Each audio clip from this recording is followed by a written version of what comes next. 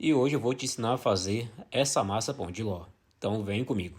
Vocês vão adicionar todos os ingredientes na batedeira. Vocês vão começar pelos ovos, o açúcar, a farinha de trigo, o amido de milho, o fermento químico, a água e adicionar o emulsificante. Na batedeira você dá uma misturada antes e agora é só bater por 10 minutos. Após os 10 minutos, a minha massa está pronta.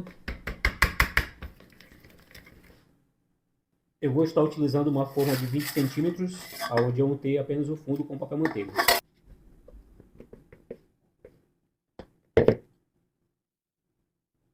Agora levar para assar por aproximadamente 45 minutos a 160 graus.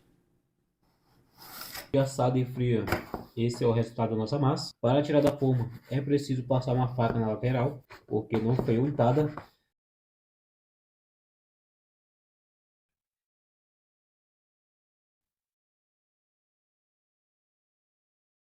Pessoal,